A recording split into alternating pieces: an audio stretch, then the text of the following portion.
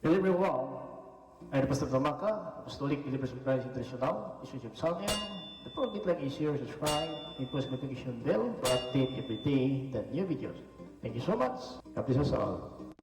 Magandang umaga po sa lahat sa ating mga viewers, listeners dito po sa ating YouTube channel, sa Facebook. Naway ang kapayapaan at habag biyaya ng Diyos ay sumasa atin sa magitan ng ating Panginoon Hesus Kristo. Na ito po yung lingkod kay Kristo Jesus, Pastor Tumaka, Apostolic Believers for Christ International. Mga kapatid, sa oras na ito, una sa lahat ay magpasalamat tayo sa Panginoon sa kanyang kabutihan. Hindi po tayo pinabayaan ng Diyos, mga kapatid. Patuloy po tayong ginagabayan ng Panginoon, lalo na po sa mga panahon na ito. Ay talaga, mga kapatid, magulo na po, no? Ang sistema natin sa salimutan na ito. Marami na po mga pangyayari sa salimutan na nagbigay po sa atin ng babala, no? Para po na makapaghanda po tayo, kasi alam ng Panginoon na hindi po magtatagal na siya talaga ay babalik. Kaya kaligtasan natin mas malapit na po kaysa bago po tayo nananampalataya. Kaya mga kapatid, ating ginagawa ngayon sa bawat araw, lulubin ng Diyos, ay makapag-post po tayo ng mga video dito po sa ating YouTube channel. So huwag natin kalimutan sa Facebook. So i-like and share lang po natin ang Facebook natin, Facebook page at saka Facebook account natin. Din sa YouTube, i-like and share lang po natin, din subscribe, din i-post natin ang notification bell. I-bell lang po natin para updated po tayo sa bawat araw sa mga palibagong video na ating ginagawa at sa mga live natin, mga kapatid, na ating ginagawa sa bawat araw, lubin ng Diyos. Kahit paano marami tayong matutunan, hallelujah, sa ating bawat isa sa bawat araw na ating mga hinahangad na kaligtasan. Na ito po ay turuan tayo ng Diyos, no? Kahit ano po mangyari sa salimutan, alam po natin na wala pong nangyari sa salimutan na mabuti at masama kung hindi galing sa bibig ng kataas-taasan Diyos. Mga kapatid, ating pag-aralan sa bawat araw ay ito po tungkol ng kaligtasan, sapagkat pagkamatay natin, hatol na. So itong mahalaga, mga kapatid, no? Trabaho tayo, hanap buhay para po makabili tayo ng mga pagkain, pero may isa po mas mahalaga na itong buhay na wala hanggang ay ating makamtan, sapagkat paano tayo na natin inasahan anong oras man. Sapat sinabi Biblia sa Matthew chapter 6 in verse 27 na kahit isang saglit o isang oras man, wala pa makadagdag, no, ng ating buhay. So kaya yan ang dapat natin pagsikapan, na sana po, mga kapatid, na tayo po na umuwi sa limutan ay alam po natin ano ang mahalaga, pinakamahalaga po sa atin, mga kapatid. So sa 20 City, ganito po sinabi ng Panginoon na wala pong makadagdag sa atin kahit isang saglit man na ating buhay. Sino sa inyo ang makakapagpahaba ng kanyang buhay ng kahit isang saglit sa pamamagitan ng pag-aalala? So wala talaga. Kahit mag-alala tayo, baka mamatay na ako mamaya, baka bukas pamatay na ako, baka mamatay ko ng sakit ko na ito, wala. Kahit anong gawin natin, wala makaragdag, hindi doktor ang makadagdag ng buhay natin, at hindi tayo makadagdag ng para bukas. Ngayon, mga kapatid, natin alam, sapagkat ang ating buhay sa limutan na parang singaw, no? Parang singaw lang ang buhay natin sa limutan, na ito po ay minsan nakikita ang singaw, mga kapatid, at kaagad nawala. Pakinggan natin sa 4:14 dito sa Santiago. Sa katunayan, hindi nyo alam kung ano ang mangyayari sa inyo bukas, sapagkat ang buhay ay parang hamog, nalilitaw ng sandali at mawawala pagkatapos.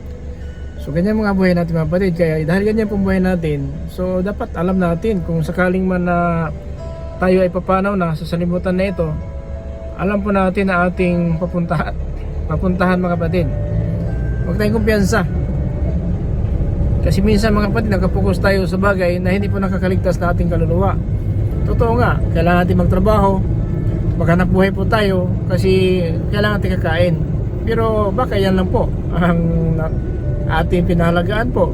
Itong ating pagharap sa hukuman, itong pag-alis sa libutan natin, kasi sinabi Biblia na pagkatapos tayo mamatay, hatol na po, no? Kaya yan po ating mas mahalaga sa atin, hindi lang sa mga bagay sa libutan na ito, na mayroon na mahalaga sa buhay natin ito, pero mas mayroon pang mahalaga, mga kapatid, kasi pagkatapos natin mamatay, hatol na.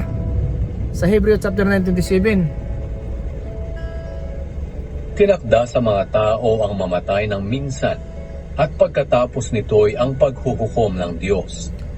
so diba? So dapat, yan po ang dapat natin malaman. Kasi totoo nga, marami tayong mga pinapangarap. Hindi man masamang mangarap, mga kapatid. Lahat naman tayo may pangarap. Pero kailangan talaga natin malaman kung ano ba ang mas malaga. Na mas malaga ang buhay natin na ito po ay hahantong sa walang hanggang. Kaya mamatay tayo ngayon sa libutan na ito, pagkatapos hatol na. So yan mga kapatid, dapat natin malaman na ito pala ang pinakamalaga, na sana mga kapatid, ang salita ng Diyos ay pagbigyan naman natin.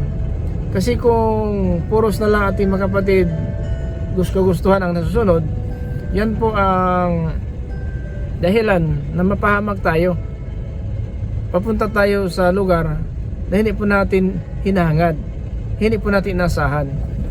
So, mahirap nga maligtas ang matuwid, mga kapatid. Pakinggan natin sa sa 1 Peter, no? Sa 1 Peter chapter 4, 17 to 18, no? Ito po sinabi po ni Apostol Pedro. Is chapter 4, 17, 18. Dumating na ang panahong magsisimula na ang Diyos sa paghatol sa mga anak niya. Kung ito'y magsisimula sa atin ng mga anak niya, ano kaya ang sasapitin ng mga hindi sumusunod sa magandang balita ng Diyos? So sapagkat dumating na ang panahon, magsimula na ang hatol na sa Diyos, magsimula na ang hatol ng Diyos sa mga anak niya. At kung ito ay magsimula sa atin ng mga anak niya, ano kaya ang sasapitin ng hindi sumunod ng magandang balita ng Diyos? Nasa verse 18, Tulad ng sinasabi sa kasulatan, kung ang mga matuwid ay halos hindi maligtas, ano pa kaya ang mangyayari sa mga makasalanan at hindi kumikilala sa Diyos? kahit na matuwid niya pamuhay natin niya, mahirap maligtas, pero maligtas pa rin, mahirap lang. Bakit mahirap? Kasi ang kaligtasan na ito, mga kapatid, dito sa libutan, iningatan po natin sa ating mga panalita, sa ating mga naisip, naramdaman natin. So alam natin ito naramdaman natin mali, alam natin inisip natin mali, at alam natin ating sinasabi ay mali. So kaya mahirap maligtas nga, kasi kahit na po alam natin na mali ito, minsan nagawa din natin, no? Alam natin na huwag magsinungaling, nakapagsinungaling po tayo.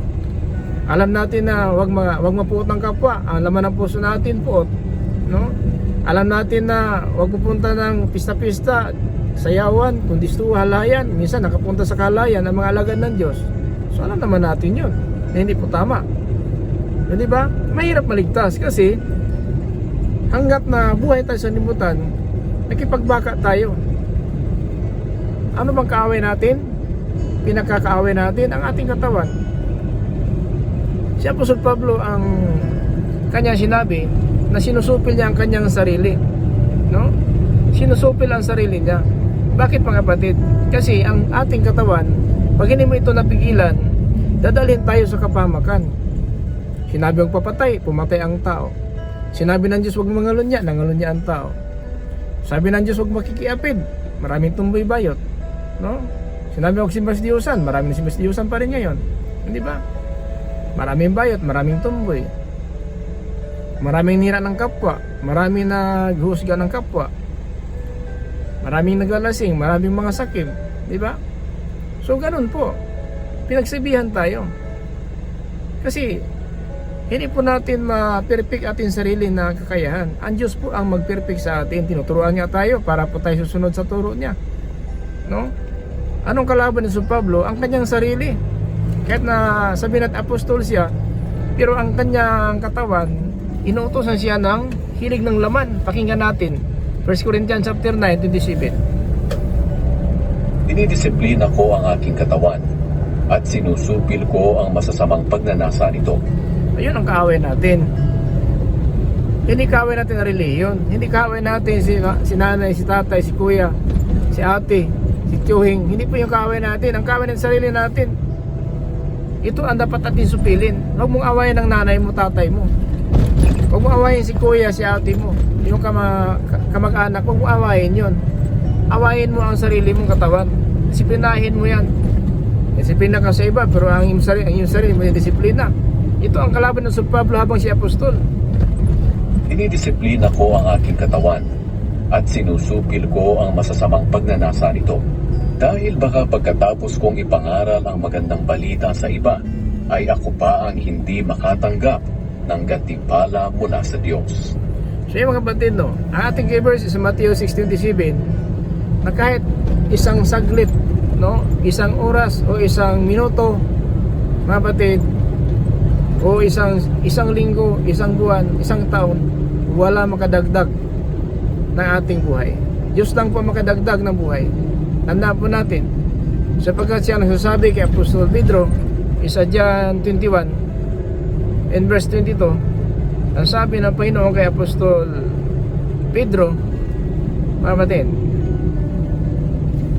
Sumagot si Jesus, kung gusto ko siyang mabuhay hanggang sa pagbalik ko, ano naman sa iyo?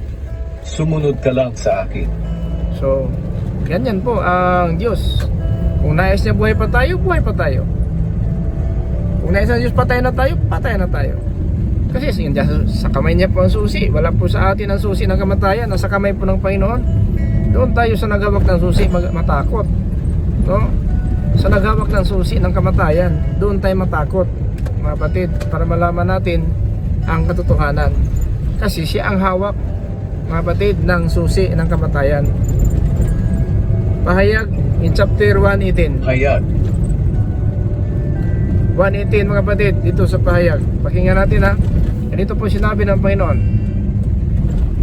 ako'y buhay magpakailanman. Namatay ako, pero masdan mo. Buhay ako, at hindi na muling mamamatay. Nasa ilalim ng aking kapangyarihan ng kamatayan at ang lugar ng mga patay. Oo. Nasa ilalim na aking kamay ang kapangyarihan ng kamatayan. Ngayon, sa lugar ng mga patay, yung lagyan ng mga kaluluwa ngayon, na wala tayong magawa. Ano bang gawin natin? Na nasa kamay po ng Diyos ang susi ng kamatayan. Wala po sa atin. Kaya mga kapatid, no, yan talaga ang dapat malaman, na mag-ingat po tayo sapagkat hindi po tayo ang hawak ng susi ng kamatayan natin at ating buhay. Nasa kamay po ng Panginoon at ang daigdig mga patay, sapagkat ang daigdig mga patay, yan po pupuntahan ng mga kaluluwa. Now, subalit, ang pag-asa natin sa Panginoon ay buhay at hindi po pabayaan ng Diyos. Sa bawat araw, patuloy po siya na tuturo sa atin na rapat na pamuhay para po tayo hatulan ng parusa, kundi tayo po ay magkaroon talaga ng pag-asa tungo ng kaligtasan. Now, sa ating keyboard sa Matthew 6:27, na wala makadagdag ng buhay natin, isang oras man lamang, wala makadagdag po.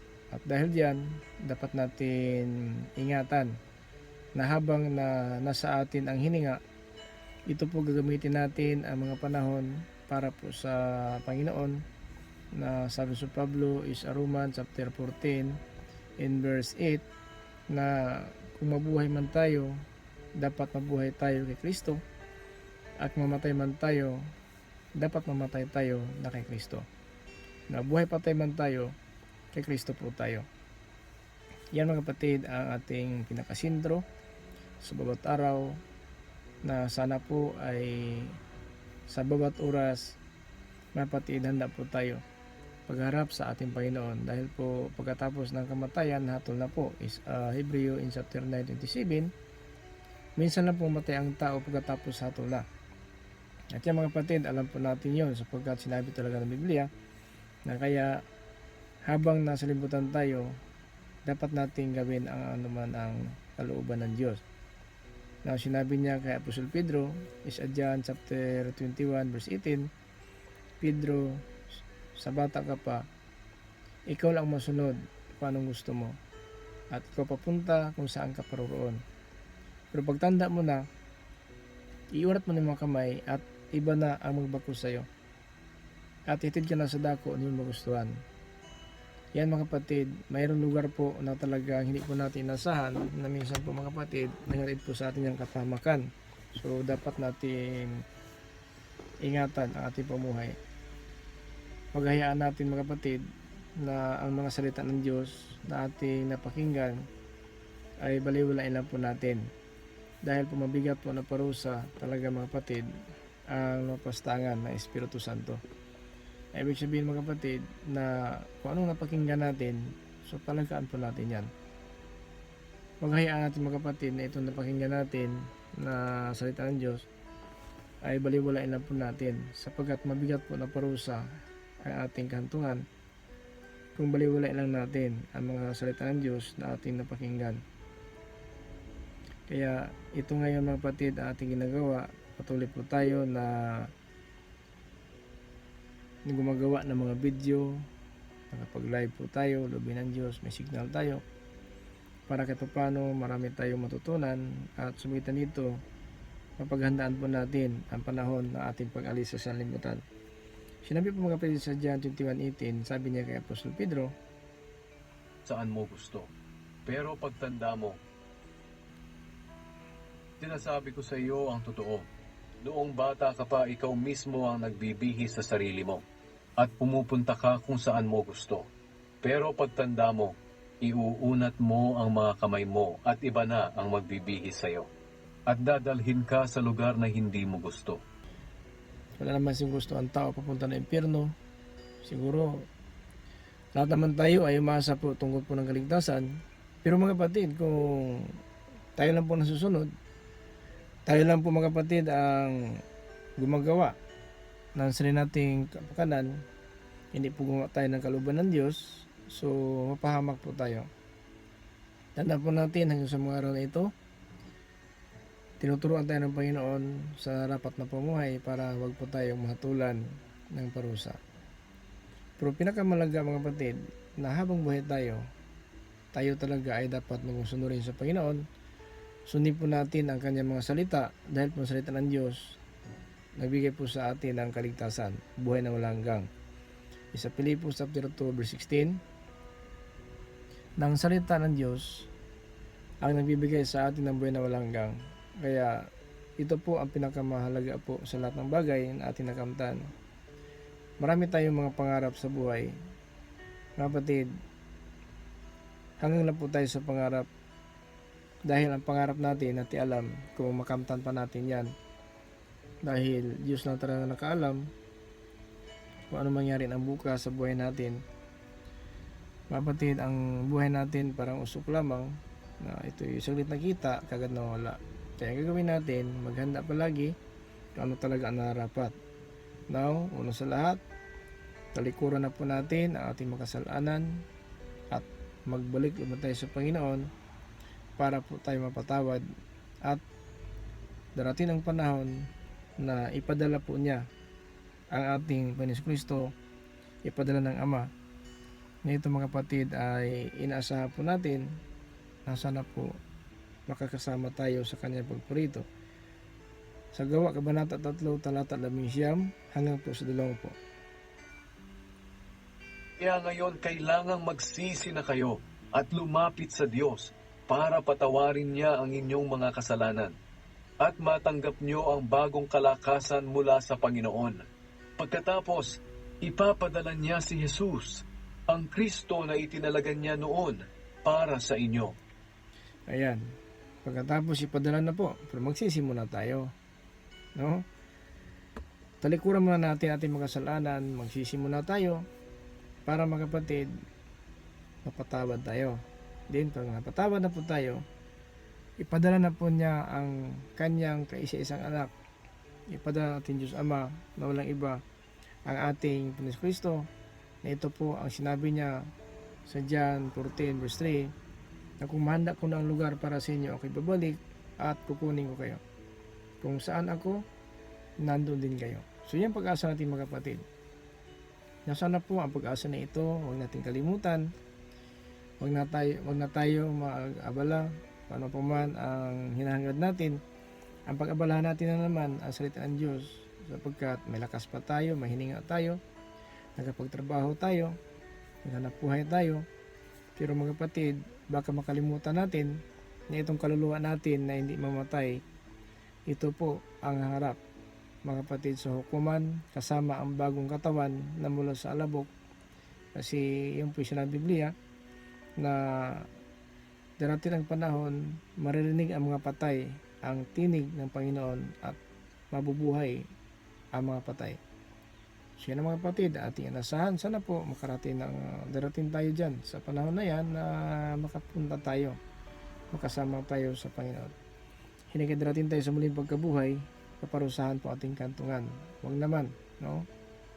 So yan, pagsikapan natin na sana po hanggang sa mga araw na ito, alam po natin ang ating dapat pagsikapan, ang pagkain na maghahatid sa atin ng buhay na walang hanggan. Ito po ang salita ng Diyos na huwag kalimutan sa bawat araw, seconds, oras, minuto man, kailangan natin ang salita ng Diyos isagawa. Dahil pagkatapos ng kamatayan, hatol na. So mga kapatid, ang pinakadelikado na kung harap tayo sa hukuman ng Panginoon, kaparusahan pala ating kantungan. So sana po, pahintulot ng Diyos, dali natin sa panalangin, sa bawat araw, at hindi po sa atin lang sarili, sa ating pamilya, sa lahat po na binabadala ng Diyos, isama natin sa dalangin. Yan po sinabi ni Apostol Pablo sa Ephesians chapter 6 verse 18 na manalangin kayo sa lahat ng oras at ipanalangin din natin ang mga binabadala ng Diyos. So mga kapatid, sa bawat araw talaga lubin ng Diyos, dapat natin gawin yun. Ipanalangin natin ating mga kapatid sa pananampalataya, ating pamilya, na sana mga kapatid magkaroon tayo ng pag-asa tungo ng kaligtasan.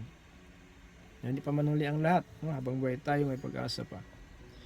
So kahit na kung hindi man tayo perfect, may pagkataon talaga magkamali tayo, may pagkataon talaga na iba po ang ating panalita, naramdaman, pag-iisip, minsan nagawa natin ang hindi sang-ayon sa Panginoon, pero dahil mabagin ang Diyos, so nandiyan na po ang kapatawaran na kanyang mga kapatid pinangaral sa salimutan na ito, na ang dugo ng Panginoon Kristo ang nagpapatawad na ating mga kasalanan.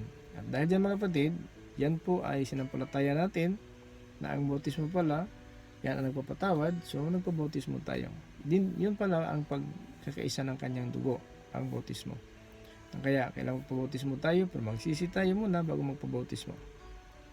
Ibig sabihin, talikuran muna natin ating mga kasalanan at magpabautismo tayo bilang tanda sa ating pagtalikod na ating mga kasalanan. At ito po hindi pag linis ng katawan, ng ating dumi ng katawan, kung ito po ay isang pangako na hindi po tayo gagawa ng hindi sang-ayon sa mata ng Diyos. Yan po sinabi ni Apostol Pedro mga kapatid. Tandaan po natin na sinabi sa 1 Peter in chapter 3 in verse 21 na ito po sinabi niya mga kapatid na itong bautismo hindi lang po pag alis ng dumi na ating katawan. Ang tubig na ito ay larawan ng bautismong nagliligtas sa atin sa pamamagitan ng muling pagkabuhay ni Hesukristo. Hindi ito paghuhugas ng dumi sa katawan, kundi pangako natin sa Diyos na hindi na tayo gagawa ng anumang bagay na alam nating labag sa kalooban niya. So tandaan po natin tayo mga bautismado, bakit natin alam ito? Ito po bautismo natin dahil nagsisi na po tayo. At itong bautismo mga kapatid, nagpapatawad natin kasalanan. At ito may kasamang pangako natin sa harapan ng Diyos na hindi na po tayo gagawa ng mga gawain na hindi po nakakabuti sa Panginoon. Kaya tayo bautismado ngayon, dapat alam natin ito. Kasi maraming bautismado ngayon na kung tingnan natin ang pamuhay, parang hindi pa rin sila bautismado. Parang hindi nakatanggap pa rin ng kapatawaran kasi patuloy pa rin na pasaway, nagpatuloy pa rin sila sa pamumuhay po ng makasalimutan, pero bautismado na po sila. So yan po hindi pwede. Nabautismado na tayo, pero ang ating ginagawa, ang ating pamumuhay, malayo po sa mga totoong mga bautismado. So buti pa yung hindi bautismado pa, pero nag-ingat talaga na hindi magkasala, nag-ingat talaga na hindi mahawaan ng salimutan. Pero minsan tayo mga bautismado, tayo na mismo nagpasaway. Minsan bautismado sana ay ipakita natin ang liwanag sa matuwid na pamumuhay para maparangalan ang Diyos. Tayo naman nagpapasaway, kahit ito bautismado. Nabuti pa wala pang bautismo, madali po nakarating sa simbahan.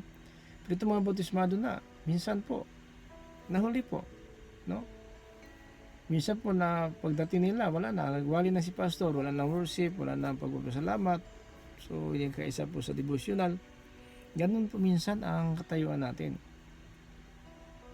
Parang nagpapatunay tayo ng kasinungalingan. Sapagat ang totoong Kristiyan, nagpapatuloy po iyan sa paglilingkod. Tingnan natin mga Kristiyan po sa panahon si Pablo, sila Apostol Pedro, na talagang si Apostol Pablo, kahit gabi na po, ginanap ang bautismo sa kulungan, sa nakulong po sila, na kapag bautismo po ng isang sambayan ng gwardiya ng kulungan, dahil po na kahit na kung nakulong sila, ay nagpatuloy sa pangaramang ng balita. Kahit gabi na po yun, kalagitnaan na po ng gabi yun, na nagbautismo si Apostol Pablo sa gwardiya ng kulungan. So, kaya, ganun tayo mga kapatid, huwag tayong tulog-tulog, huwag na tayong pabaya sa ating pagka-Kristiyano. Kasi kapahamakan po ating mahantungan kung pabaya natin pabaya. Huwag natin pabayaan ating kaligtasan. Dapat pagsikapan natin ito. Kasi kung pabaya tayo, yung pong kantungan natin ay kapahamakan talaga. Dahil pong pagpapala natin nasa pagtupad ng salita ng Diyos ating napakinggan. Paano ngayon? Sabihin natin na nais natin maging karapat-dapat sa kalitian ng Panginoon. Marami mga salita ng Diyos na natin nalaman. Marami mga utos ng Diyos na natialam. So ano talaga ang dapat natin gawin? Umasa ng kaligtasan tayo. Makayaan mga kapatid hanggang sa pag-asa lang po tayo. Walang katuparan. Dapat bigyan natin ng katuparan. So tulad na ating pumuhay ngayon, sinabi natin may panampalataya po tayo. Pero hanggang lang po sa bibig, wala po sa gawa. So, hindi pwede kasi kung hindi mo gawin yun, dinaya mo lang ang sarili mo. So Santiago chapter 1:22 na hindi lang na nakinig tayo, kundi gawin natin. Huwag lang kayong maging tagapakinig ng salita ng Diyos, kundi sundin nyo ang sinasabi nito. Dahil kung hindi, dinadaya nyo lang ang sarili ninyo. Di ba? Kung ito napakinggan natin, ay hindi natin ginagawa, dinaya lang po natin ang sarili natin. So ano pa ang maasahan natin kaligtasan kung dinaya natin ating sarili? So mahirap mga kapatid na simba tayo maaga pa, pero hanggang sa pagsamba lang. Pero paglabas sa simbahan, ay gano'n na naman ating pamumuhay. Wala na pong sabihin natin saysay. Ang pagsamba naging walang saysay dahil po sa simbahan na nga, pero humilik pa at nagmaritis-maritis pa, nakatingin sa kaliwat kanan at ang isipan na sa labas.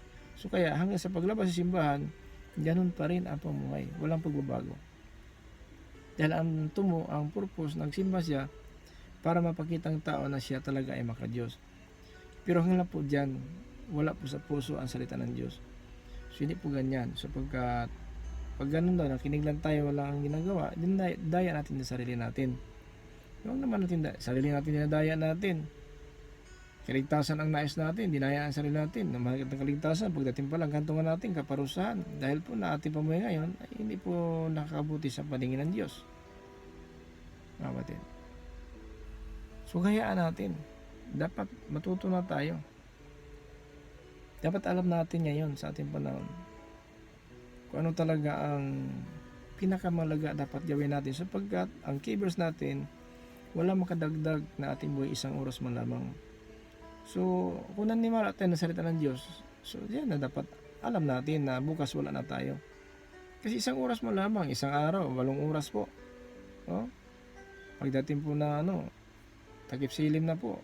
Another naman 8 hours. 16 hours to 24 hours. Darating pa ba tayo dyan? Wala nakakaalam. Sabi ng Panginoon, wala makadagdag sa atin isang oras man lamang. Halimbawa, isang oras. Wala makadagdag. Isang araw, ilan oras? Mga batid, 8 hours po. Tulang trabaho, maximum 8 hours po. Nakalagpas na tayo ng isang oras. Sabi ng Panginoon, isang oras man lamang, wala makadagdag ng buhay natin. Dapat maalam natin mga kapatid, anong dapat gawin natin ngayon. Ang sentro ng ating mga video, live, kaligtasan talaga. Hindi po reliyon ko ang aking pinapangaral. Ang aking purpose na makapag-post tayo ng mga video sa bawat aralabay ng Diyos para mapatatag po natin ang isa't isa sa atin. Para po magmanatili po tayo sa pag-asa na ito ng kaligtasan. Kung anong reliyon mo ngayon, ay yung reliyon yan. Ingatan mo lang ang reliyon mo. Kasi ang reliyon nasisira po sa pamumuhay ng tao. Tandaan po natin yan. Walang kapatid relihiyon na makaligtas. Kahit saan kang relihiyon, hindi po karatula ang tiningnan ng Diyos. Hindi relihiyon tiningnan ng Diyos. Ang puso natin tiningnan ng Diyos kung anong laman ng puso natin. Kasi ang laman ng puso, pagmata sa sarili, pagpatay, pangalunya, pakiapid, pagsaksi ng kasinungalingan, panira ng kapwa, yun pong laman ng puso natin mga kapatid. Sa Matthew 15:19. So kaya mag-ingat po tayo. Maghayaan na ito masayat ang Diyos natin pinapangaral, masayang lang po ito. Bigyan natin ng pagkataon. Bigyan natin ito na puwang sa ating puso. Paano natin maisagawa itong utos ng Diyos natin napakinggan. Ayaw ng Diyos talaga na mapahamak ang tao. Pero mapahamak talaga tayo kung tayo na po nasusunod, wala na po hindi pa tayo sumunod ang kalooban ng Diyos. Yan po paglapastangan ng Espiritu Santo. Dahil noon pa man ang Diyos kasama ang salita at ang Diyos ay salita. O kaya ngayon hanggang ngayon sa mga araw na ito, kapag tinakwil mo ang salita ng Diyos, hindi po si pastor, hindi si father, si basis ang tinakwil natin, ang Diyos mismo. Kung ganon, ang sabi sa Pablo sa Gawa Kabanata 13 talata 46, dapat unahin muna namin ang pangaraman ng balita sa inyo. Subalit, inyo itong tinatanggihan, kayo na pong humatol na hindi karapat dapat sa buhay na malanggang. So yun na po, biblical po yan at sinabi po sa Gawa Kabanata 2 talata 26 na kung may papahamak man sa inyo, kasalanan nyo yan. Wala na akong pananagutan sa inyo. Kasi ang video na ito, live, ginawa po natin ito para maparating natin sa buong sanlibutan at sabihin dito magkaisa po tayo sa pag-asa nito ng kaligtasan. Subalit, ang mga panahon natin ngayon, ginagamit din ng dyablo, kulang tayo sa mga pinansyal, minsan po nakapokus tayo sa trabaho, pero ang Panginoon po, nabaliwala na po natin. So hindi pwede, unahin mo na ang pagganap ng kaharian, ang pagiging matuwid na mula sa Diyos, at lahat ng bagay ibigay po sa atin. Sa Matthew chapter 6 verse 33. Unahin mo na ang paghanap ng kaharian at pagiging matuwid na mula sa Diyos. Lahat ng bagay na ating hinangad, ibigay po ng Diyos yan. Hindi po tayo pagkaitan ng Diyos sapagkat mabagay niya ang Diyos. Pero huwag natin abuso ng kahabagin ng Diyos, ang pagkakumbaba ng Diyos, sapagkat nagpakumbaba at nagtitiis ang Diyos na sana makakamit tayo ng pagsisi at tumalikod tayo sa masamang pamuhay. Yun po ang plano ng Diyos sa atin mga kapatid. Kaya kung ang plano natin ay labag sa Diyos, so pahamak tayo. Tandaan po natin na kahit sino man may kapangyarihan sa lupa, may pira ka man, ano man ang ating katagayan sa lupa na ito, walang makadagdag ng buhay natin isang oras man lang mga kapatid. Yan ang bigyan natin ng pagkataon sa ating puso at isipan na sana sa salita ng Diyos ay ating isagawa dahil po yun po ay may kapalit po. Kapag sundin natin ayon po sa Matthew 7:21, hindi lahat ng tumawag sa akin Panginoon, Panginoon ay makapasok sa kanilang langit, kundi tumutupad lang ng kalooban ng aking Ama na sa langit. So kinikinig lang po tayo sa linggo, paglabas sa simbahan, iba naman ang ating ginagawa. Hindi ka nagpuri tayo sa Panginoon sa linggo, paglabas sa simbahan, nagpupuot naman tayo sa ating kapwa. Hindi pwede mga kapatid, sa isang daanan na bukal, dumadaan ang alat at ang tabang. Hindi po pwede. Kasi yan lang po ang pinaka sintro. Ibig sabihin na gawa ka ng kabutihan, gawa ka ng kasamaan. No, hindi pwede yun. Kabutihan lang talaga. Wag mong nagdagan ng masama ang iyong kabutihan. Yun po ang pamuhay po na walang kasiguruan. Dapat matuwid na pumuhay. Sunod lang po tayo sa direksyon ng Biblia. Kasi ito po ang nabigay sa atin ng kalayaan, ang katotohanan, galing po sa salita ng ating Panginoong Kristo. Kaya mga kapatid, ang pinakadelikado po kung manalig man tayo sa Panginoon na wala tayong ginagawa, wala tayong maasahan tungo ng kaligtasan. Sana mga kapatid, nagdagdag po ito sa ating kalaman, itong salita ng Diyos na ating pinapangaral ngayon. Ang keywords natin is sa Mateo chapter 6:27. Wala makadagdag ng ating buhay, isang oras man lamang. Dahil diyan, handa lang tayo palagi. Ano man ang mangyari sa limutan, patuloy lang po tayo sa panampalataya. Kailangan magsisi na tayo sa ating mga kasalanan, magpabautismo tayo, ang ating bawat isa sa pangalan ni Kristo, upang mapatawad na tayo sa ating mga kasalanan at tatanggapin natin ang pagkaloob ng Espiritu Santo.